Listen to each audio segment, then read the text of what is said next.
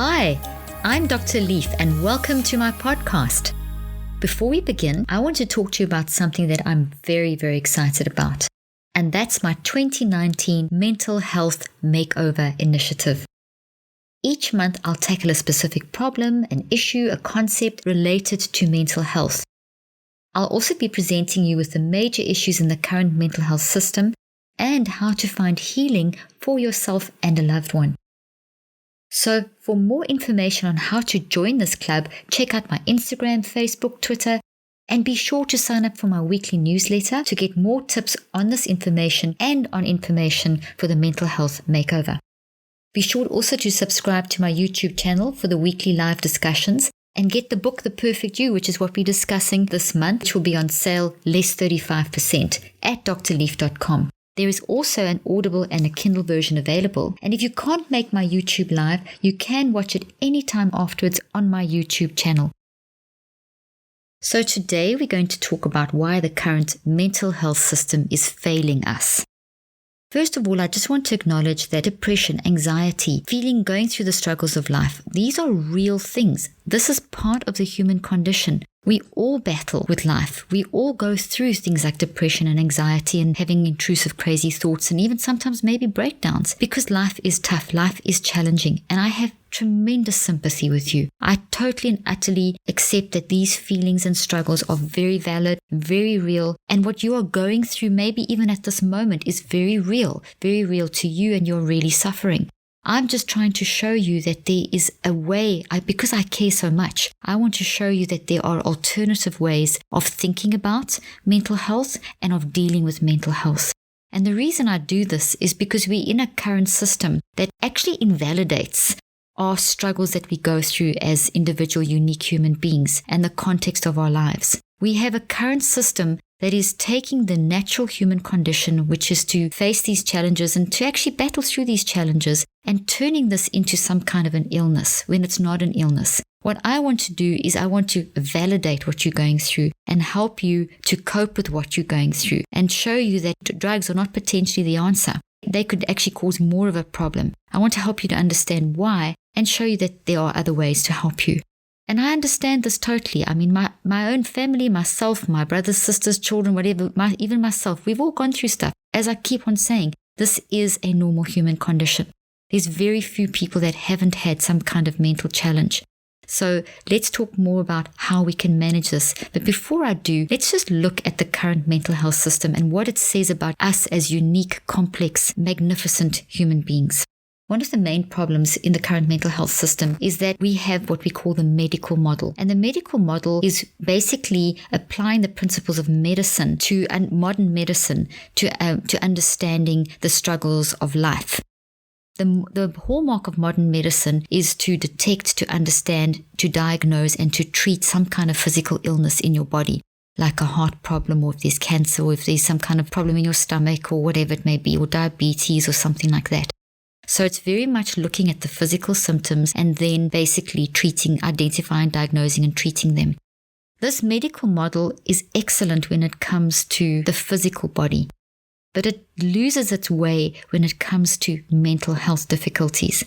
When we adopt this model, this medical model, which is actually termed the biomedical model of diagnosis and treatment, when we adopt that for mental health as well as for bodily health, we have a problem. So let me stress, it works when it comes to physical issues in the brain and the body. But when it comes to mental health, mind, dealing with loss of a loved one or a traumatic incident, or just the day-to-day difficulties of maybe financial or parenting or work or traffic or political or socioeconomic, all these things that we are faced just because we're alive. When it comes to that, diagnosing and treating as though it's some kind of physical illness does not work.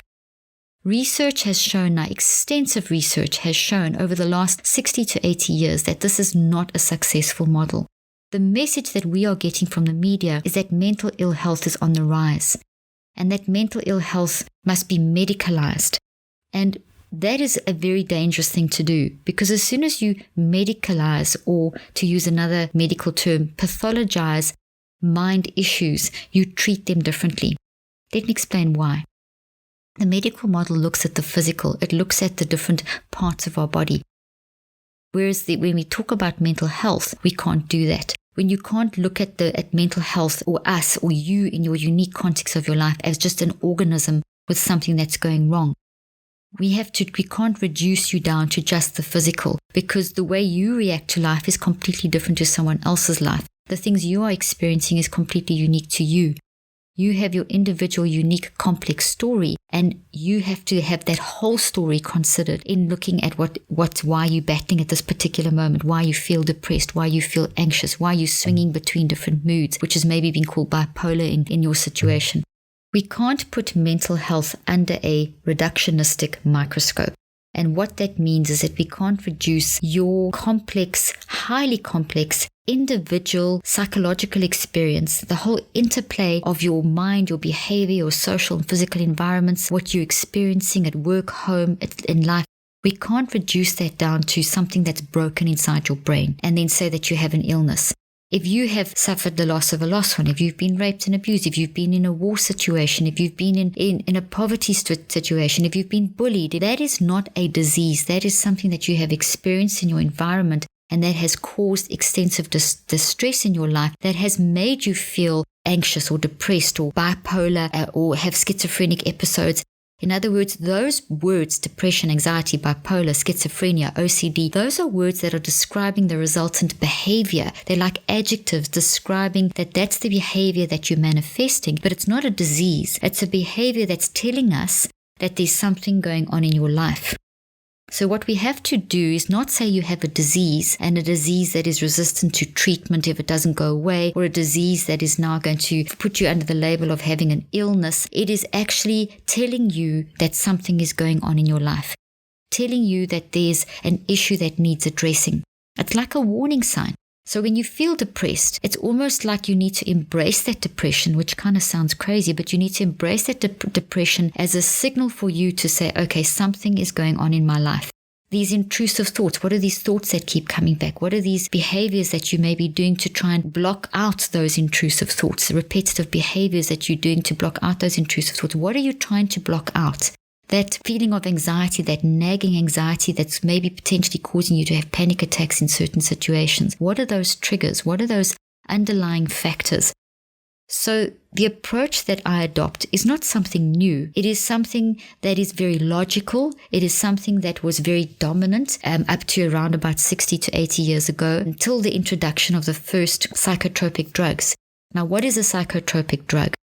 A psychotropic drug is an antidepressant, anti-anxiety medication, antipsychotic, and stimulants. So it's 4 classes of drugs. And by their name, antidepressant, it sounds like they're then going to be like an antibiotic fights the virus. It sounds like the antidepressant is going to fight the depression, or the anti-anxiety is going to fight the anxiety. What they actually do is the first one was found by accident, called chlorpromazine, and it was actually a form of anesthesia. So what these drugs do, and they'd have different effects on the brain, but basically what they do is they are brain disabling. So they, to a certain extent, numb the brain. So the pain that you are feeling in the midst of that depression, anxiety, etc., is numbed for a moment. So you feel like you can cope.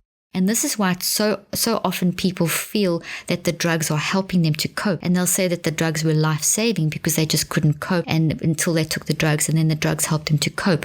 Well, what's actually happening is that those drugs are numbing the brain and over time disabling the brain and actually causing damage to the brain. Now, before you get panicky or frightened, any damage to the brain can be healed by changing diet, by weaning off drugs, tapering off very carefully under medical supervision, getting mind techniques in place to help you to find the underlying process and reconceptualize it.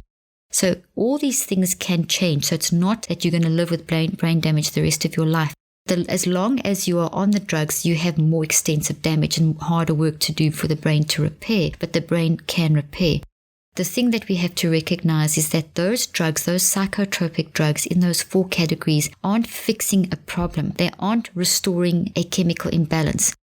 You don't have the depression because of a chemical imbalance. You have the depression because of something that's happened in your life. That is then because as you experience life, you are processing it in your mind, and your mind then uses your brain because your mind works through your brain and builds the physical result of what you're experiencing as a structure in your brain. And if it's a toxic experience, you build a toxic structure in your brain.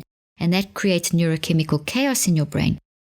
The causative factor or the underlying cause is the issue, the trauma, the financial crisis, whatever in your life. That is the bottom line cause. You process that through your mind into your brain, and you build a toxic reality, which then causes the damage in your brain, which then makes you feel even worse. So now you have this stuff going on in your brain, and you have the stuff going on in your mind, and you still have the stuff potentially going on in your life. So you have it from three angles. By taking a psychotropic drug, the pain can be numbed for a while, but as soon as the drug wears off, the pain is still there, because the toxic issue is a physical reality that's been built into the structural networks of your brain, so it hasn't been dealt with. And you haven't coped with it, you haven't reconceptualized, you haven't processed it, so it hasn't gone away. It's still there causing the chaos. So it's not like a disease has come back. It is that the issue is now once again, it's come back into your conscious mind, because the numbing effect of the brain disabling psychotropic medication has worn off.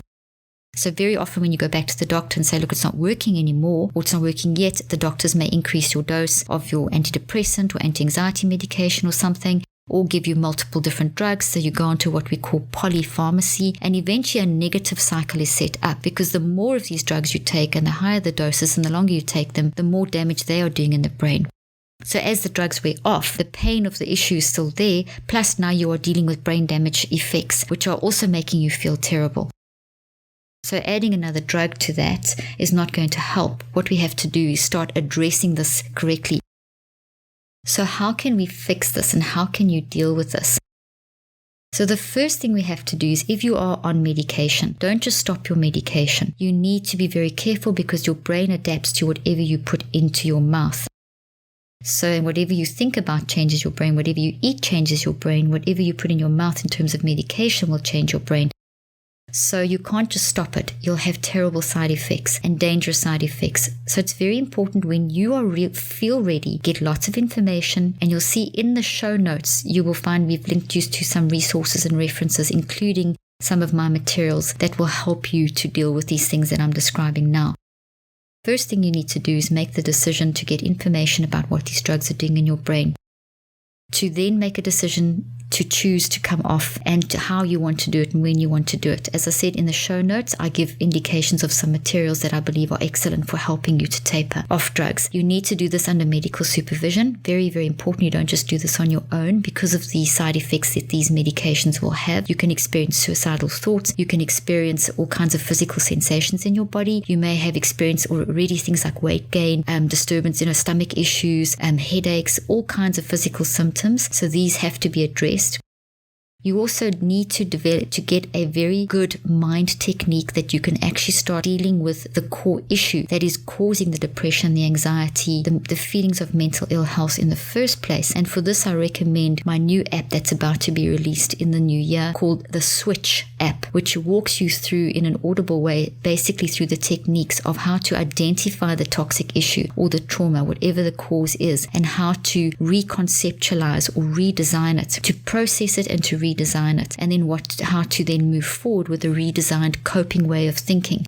I also have books, a lot of books, Switch on Your Brain, Think, Learn, Succeed, which we'll put in the show notes, that will also help you to work through this process in the meantime. What's very important, however, is that you do have a mind-directed technique to help you to process through this information. An excellent resource as well is the Perfect You book, which is the book that we're studying this month. In the Perfect You book, I do have a whole explanation on mental health and the disease model versus the model I'm describing to you in this talk now. And I have techniques on helping you find your identity and helping you recognize in your symptoms in your body when you are stepping into mental ill health. So there's a lot of information in my Perfect You book to help you in dealing with mental health issues and understanding the resilience that you actually have in you to identify and reconceptualize and redesign and cope with these thoughts. You are a lot stronger than what you realize. What we need to do is learn how to recognize this and how to find this information. So when you recognize and identify, then you can start changing. And that is what I'm trying to help you to do in my materials, specifically the Perfect You book this month, the Switch app coming out, and my various other materials help you recognize that you are resilient, you're strong, that you have very valid experiences of whatever it is that you're going through, but that you can, by acknowledging, you can reconceptualize and redesign these as part of your story. Not to eliminate these, but to learn how to process and cope and redesign them. Thank you for listening to me today. I'm Dr. Caroline Leaf.